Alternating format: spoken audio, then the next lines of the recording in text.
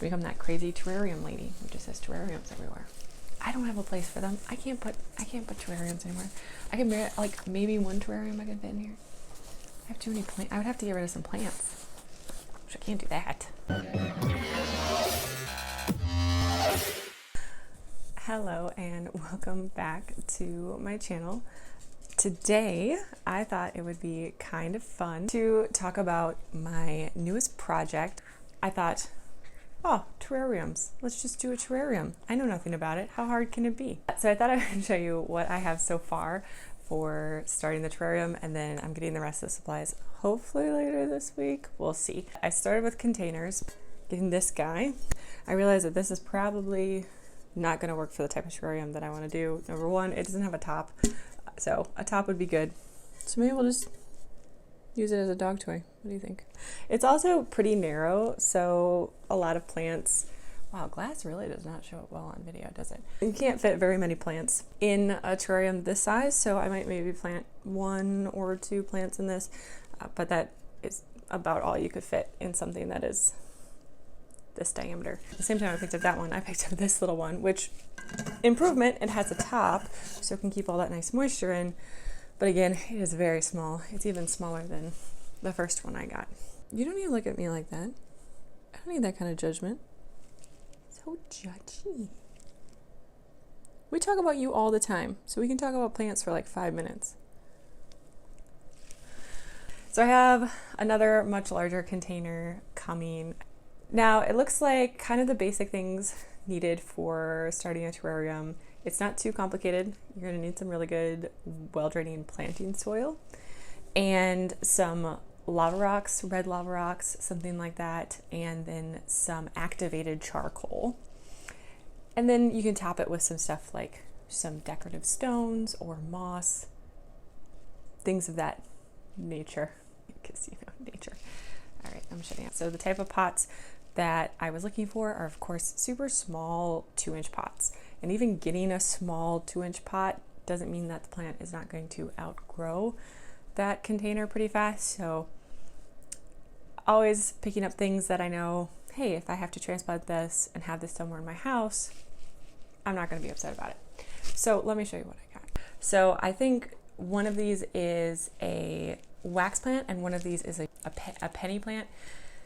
It has a Latin name and it has an X in it, and I'm not even going to try to pronounce it, but I think that this guy right here has kind of a more heart-shaped leaves. I don't know if you can see that. This is actually a type of Hoya, Hoya cordata. They are also known as like a sweetheart wax plant or a Valentine plant, probably because the hearts.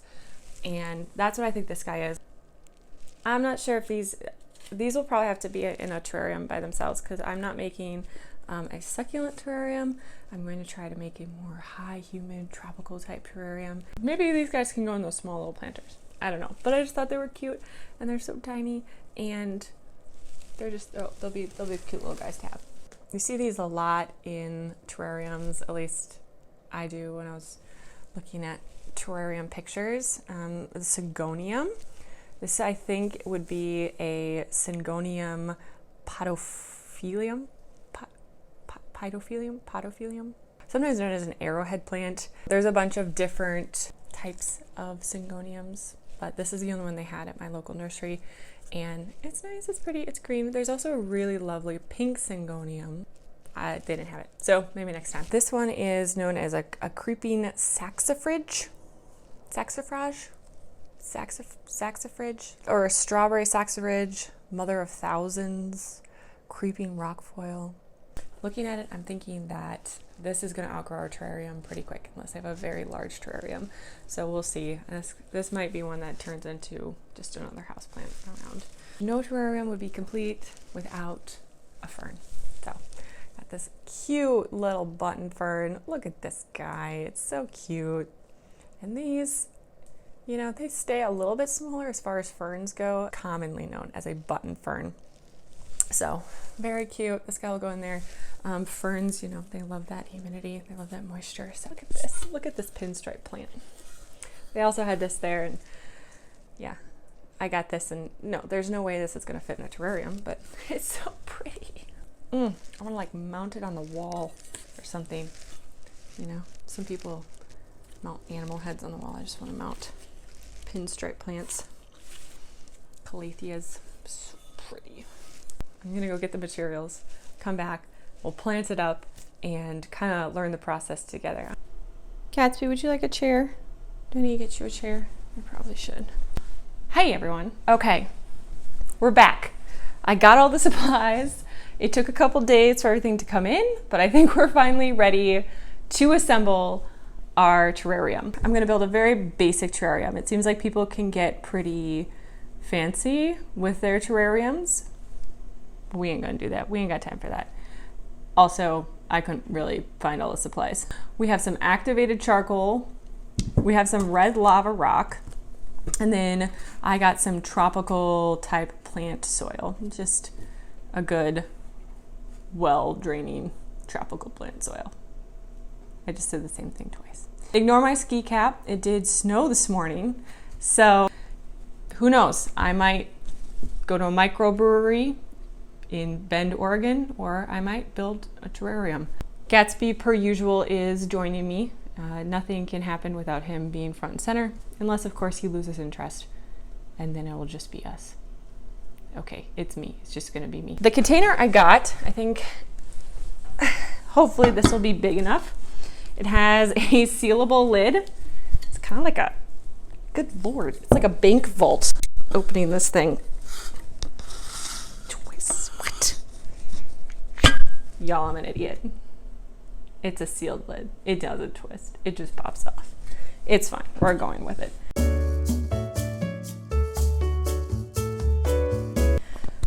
But hey, there's a lid this time, and it's a little bit wider. With planting plants and terrariums, you want to give about 2 to 3 inches in between the space of each plant. So if I go ahead and measure a rough estimate, so this is about 9 inches in diameter. So we can maybe fit 2, 3 plants in here comfortably. We could probably squeeze 4 if we really wanted to. Let's probably go with 3. I think we'll probably be fine. Go ahead and soak the soil before they put it in the terrarium. That way you're not overly watering your terrarium when you assemble everything and getting too much moisture in. And I also saw some soakage. That doesn't sound good. I saw some people rinsing their activated charcoal. So again, I just went ahead and did that because, you know, why not? It's all an experiment. And I figured a little extra moisture would be okay. It's a pretty dry environment right now. I did not soak the red lava rock because I didn't see anybody do that. There's other things you can use other than red lava rock. You can use stones or some other well-draining loamy mixture. There's also some people that just put activated charcoal on the bottom and then they add sand and rocks in as well. So that's an option. So we start with the red lava rocks and then move on to the activated charcoal as the next layer. And then we do some soil. And then at that point, if you're gonna add decorative sand, I don't have decorative sand. Then you can go ahead and add decorative sand in at that point, or just add another layer of soil.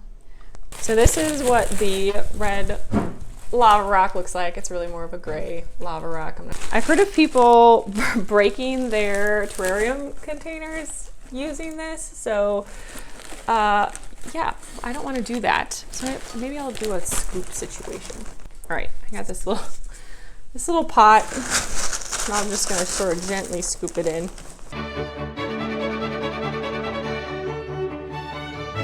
Gatsby is riveted by this hot, action-packed terrarium lava rock assembly. Just can't get enough of it.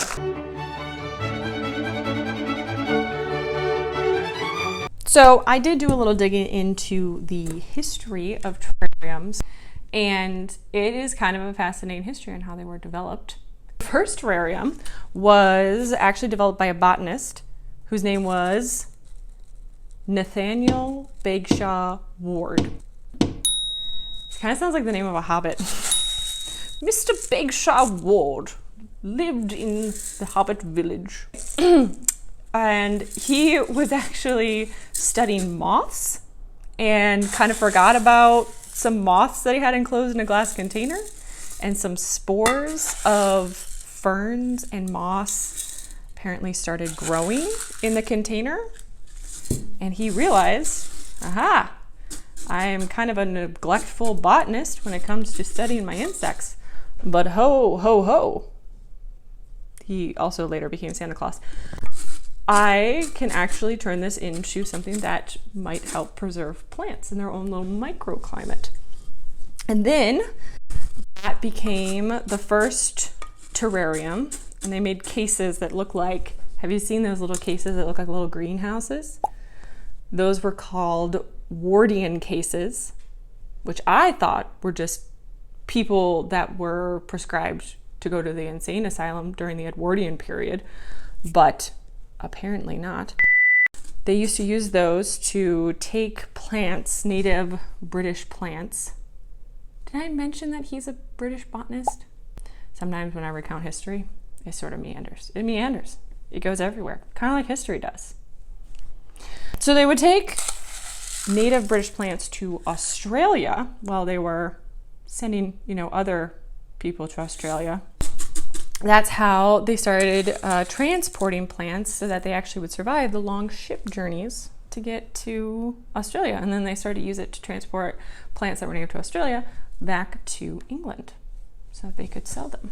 Pretty cool. Right, so what I've done here is I have a thin layer. I don't know if y'all can see this, but I have a thin layer of charcoal, and then underneath that I got our thin layer of lava rock. And I'm not making it very tall, or very thick is probably better, than that's a better descriptor. I'm not making it very thick because I want to make sure that these plants have enough room to grow, since this is on a terribly tall jar. I'm also didn't really scoop out enough charcoal for that, so that's my other reason. All right, so now we add the soil, which I watered this soil probably about 30 minutes ago or so, and it's just been sitting here. So hopefully that'll be enough.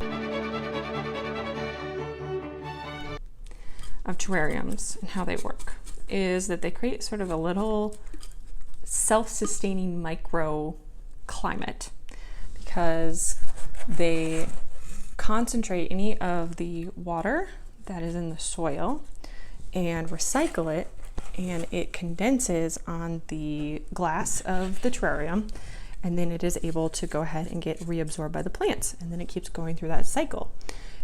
As well as the fact that the glass helps to concentrate any sunlight that comes in here, so it keeps the terrarium really nice and warm and allows those plants that are now getting a high level of moisture to continue to get the photosynthesis that it needs to survive in ideal tropical climates. But that's also why terrariums are not ideal for every type of plant, particularly succulents. It seems do not do well in terrariums. Even open terrariums, which are usually used for plants that like to have more of a dry, arid environment. So like air plants or cacti, they do fine in an open terrarium, and then tropical plants can closed terrarium, but succulents, it's a no-go. They are not about it. So you want to do a nice covering of soil over the top, and then if you're not putting any sand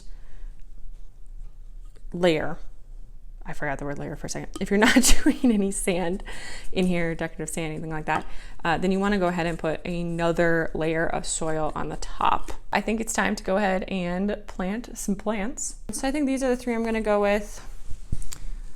Sorry, little Hoyas, I just don't know if you're going to do very well in terrariums. So I'm going to go ahead and make a little doyle indent in here.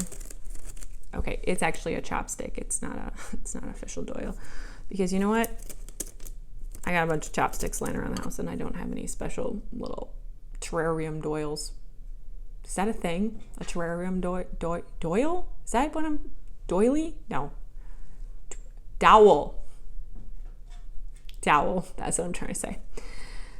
Anyway, I don't have any of those things. I don't have any terrarium doilies or doyles or dowels.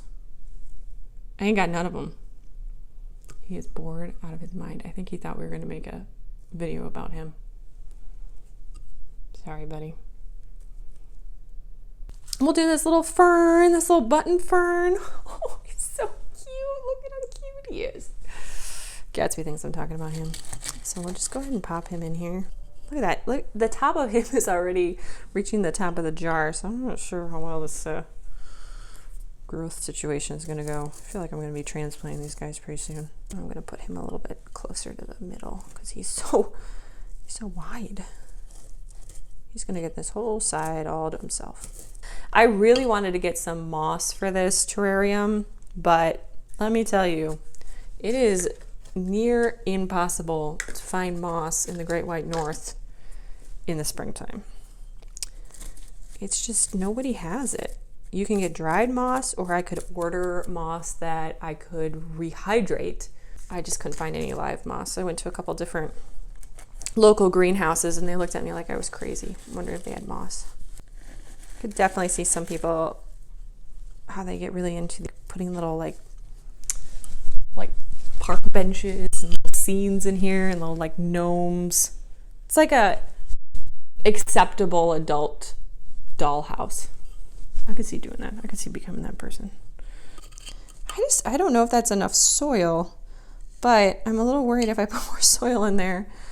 These guys are just gonna be sticking out the top and we don't want that. Man, wouldn't it be cute to have like a little scene? I could see doing that. I could see becoming that person. Show you all what it looks like. Hopefully I won't tip this over. You'll see that. So we got it all planted up in here.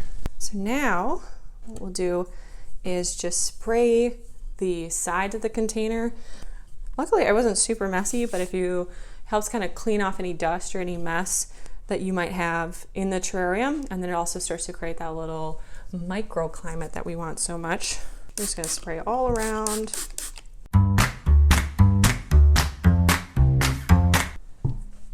All right, so we got now this nice little mist going on, our little micro greenhouse. I'm gonna push the top back down, not twist it.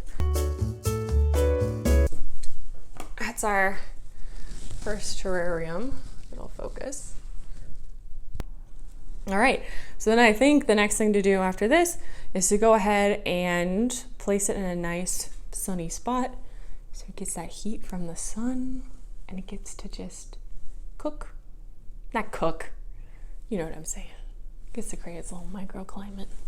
I do have these other containers that are really small, and I do have all of the items I need to assemble another terrarium. So, I mean, since I'm here, I think I can fit one plant in here. It's not very big. So it's 4 inches in diameter. Honestly, that's bigger than I thought it was. I was like, if I were to just like look at this, if I were to look at this and someone was like, you have to guess the diameter, I'd be like, that's 1 inch, maybe 2 inches. Okay, well, good thing I'm not in a guess the diameter competition. I'm gonna pour some more charcoal. And then, you know what, since I got this spray bottle, I'm just gonna wet it down. Can y'all see the mist that's coming? I don't know if the camera can pick up on that. There's like, it's not mist, it's charcoal dust, but it's so exciting. I feel like it's like dry ice or something. I wonder if I could brush my teeth with that charcoal. I don't know. I got some of that charcoal toothpaste one time though. Y'all, I looked like, you know, the orcs. It's my second Tolkien World reference, but you know what? It's what I thought of. The orcs' teeth that are all black. That's what I look like when I brush my teeth with the charcoal toothpaste. And I know it's supposed to whiten them in the long run, but in my mind, I'm thinking, yeah, if I covered my teeth in tar and then took the tar off, yeah, my teeth are gonna look whiter just by comparison. Y'all were probably hoping that I would just stop at the first terrarium, but I'm doing the second one. I kind of want to do this open one.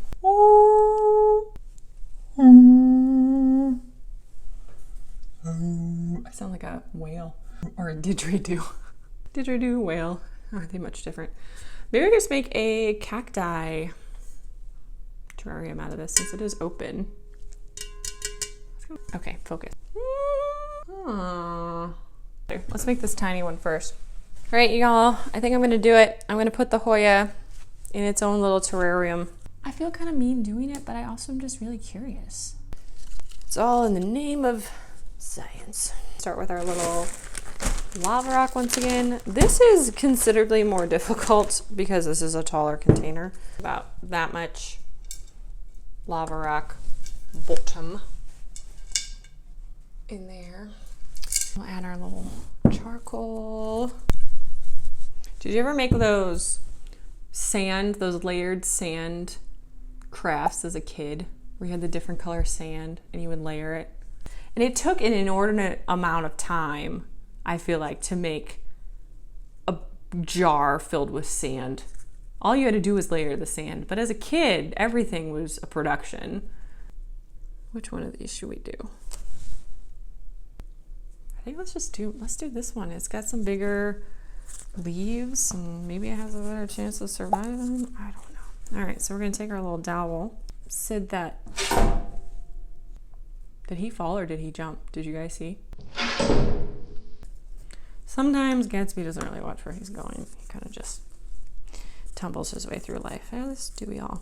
Some places were saying that to get them into deep jars like this or really tall jars, that you could use a tweezers. Do you guys hear that? That's Gatsby. He's under the table, scratching the carpet. Which I could definitely see using a tweezers being helpful for like really deep jars, especially if you have multiple plants. Whereas luckily this one, I don't really have to get it into a precise place. I kind of just have to plop it in the center. Look, it's a plant in a jar. I'm not really sure what I expected, but looks kind of cool, you know? I'm gonna spray all around it like this to get a little moisture happening. But there we go. We got our little plant. Look, it's a plant in a jar. How fun is that? So cool. We'll see if she survives. I don't know. What is it that makes it acceptable to put some things in glass jars and display them and not others, you know? Like if you have like a glass jar of toenails, it's really weird. You're in trouble. That's someone who maybe you want to keep an eye on. But you put plants in a glass jar, suddenly you're a horticulturalist.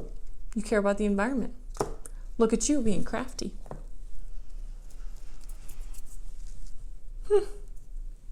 Just a thought. Should we do this open container one? I think we should try it, you know? Let's try it. All right, we got our jar. It's a little bit dirty. I feel like I need to clean it off. No, actually I can kind of just do this. Don't mind me just rub it down my jar. Oh my god. I gotta find some cacti. If I'm gonna make this, I gotta get some cacti to put in this thing. Hold on, you guys. I'll be right back. I gotta go get some cacti. Okay, I'm back. I rooted around my house and found some cacti that are now going to be the willing or unwilling victims of this experiment. So I have this little guy, this little tiny cacti, and he is not grown. I fertilize him every once in a while, and I've had him for years, and he just will not grow. And then I have this guy who has all these little offshoots. I don't know if you guys can see that, but he has all these little offshoots, and so I think a few of those offshoots might make a good contribution to this little.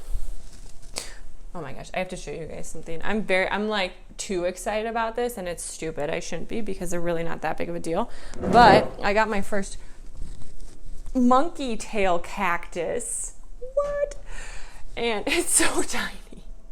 Look how little this guy is. I know, it looks very phallic. That's just how it is. It's how they start. But then they grow these beautiful long spines that kind of look like hair, and they sort of drape over, and they look like monkey tail. That's where they get the name. They have a Latin name, but it's like clusterphonius hydroponic. I don't know. I can't remember it, but it's long. And it recently changed because they were called like Hilda Winter or something crazy for it was like something with winter in it, which to me seemed bizarre to name a cactus anything that has winter in it. I have to tell you guys, I was in the craft store the other day. We don't need to talk about why. I was buying supplies for planters, but I was in the craft store the other day and Gatsby was with me, and sometimes dogs are people. All the time, dogs are people. That's just how it is. Like if you're a dog person, you live with dogs, you know what I'm talking about. My dog is a person. I talk to him all the time.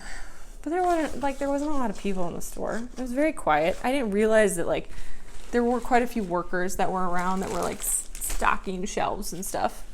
So I'm just go ahead and chatting away, talking to Gatsby. I'm asking his opinion about stuff. He's very opinionated. You guys have seen he has to be involved in stuff until he gets bored. And didn't realize that there was a worker stocking stuff on the other side of the aisle that I was in. And the worker comes around the corner.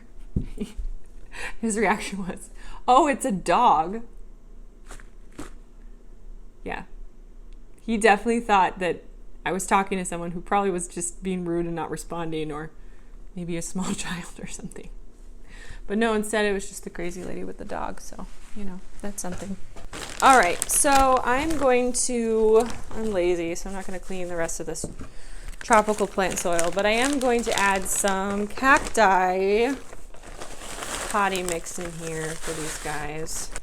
A little bit. We're not going to spray it because I think keeping it dry is probably okay. All right, so we got some lava rock in the bottom. That's pretty cool. And we're going to add... You guys have seen me do this 2 times already. You're probably so done with it.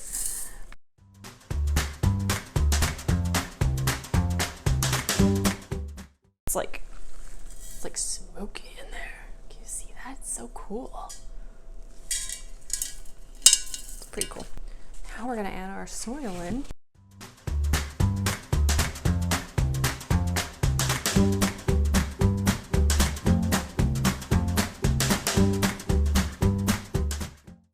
Okay, so we'll just take this little guy. He's just he's totally contained. He's not cool. I've had this cactus for 5 years or even more than that, maybe. I don't know. Maybe I'm just a bad cactus mom. I kind of assume when I get a cactus that I just don't have to do anything with it. For the longest time, I never fertilized cactus. I just didn't even think that I needed to. I was like, they're fine. They live in a desert. That's their typical climate. They don't need to be fertilized. That's unfair to the cactus. I get that. So this guy has all these little tiny guys who are just kind of offshoots sitting here. I'm just gonna put them in. Just drop them in here, I guess. That doesn't look very good. I just dropped little cactus pieces in here. And they don't, that doesn't look good. There ain't any little desert gnome that's going to want to live in here. So it's 5.5 inches. But this guy looks so lonely. It's just this one little cacti. It's like a shrine to a lonely little cacti. That doesn't seem right. Maybe I'll go scrounge up some more cacti. I must have some around here somewhere. You guys, I have an idea. When I got this, it was labeled as a Ripsalis, but I actually think it might be a Firestick cactus, which isn't really a cactus at all. I think it's a succulent. I'm not sure if this is going to do very well in a terrarium, but it is a type of succulent that loves full sun and really dry environments, like a cactus. Let's try it. Let's see what happens, That's kind of the theme of this video, I think. Yeah, so I'm just going to go ahead and chop off a little piece of this guy, and we'll put him in with our lonely cactus and see what happens. I'm assuming he propagates like any other succulent. I've never propagated one of these guys, but I'm assuming we can just kind of go for it, you know? This kind of looks like a sad terrarium after our other very lush terrariums. This one looks pretty sparse, but maybe it's just me, you know? Why does it just looks like I have just a jar of dry dirt and a sad cactus? I don't want that. All right, we'll do another guy here. Yeah, look at this. Do you see this? It's got that little milky, can you guys see that? So cool. I actually think I probably should let it dry out before I stick it in the dirt. So all that little milky texture that you see on the stem when you first cut it should probably be dried out before we transplant it. Maybe I'll do that. I'll probably take it out and let it dry out. But I guess this is our dry terrarium that we're doing. Our cacti terrarium. It looks pretty bleak. It looks really bleak. That's the end of our terrarium video. So let's see what we got here. So we have our first terrarium, which was kind of our goal. Then we have our little tiny closed terrarium, and then our one open terrarium. We'll see how it goes. We'll see how they survive, how they outgrow their container immediately. So thanks for joining me if you made it this far. Thanks for coming with me on this wild terrarium ride of putting things in jars. I'm glad we could share that together, that special moment together. It meant a lot to me. Did it mean a lot to you? I hope so. I hope this is something you'll cherish. If you have ideas for other videos that you want me to do, go ahead and leave it in the comments. Per usual, you know, like, subscribe if you like it. Keeps me making more videos, even though I'm going to be honest, I'm a little inconsistent sometimes. Thanks for joining me this time. We'll see you next time. Bye. Don't ever, you know, like when you were a kid, you had like an idea of what your life would be like when you grew up and you were an adult. You'd be like, yeah, like when I'm an adult, I'm going to be bungee jumping every day and taking jets to remote islands, or I don't know. I never thought I'd be, you know, putting plants in jars and filming it and thinking that was a lot of fun. Just gotta show you, you never know. You just never know what the future will hold.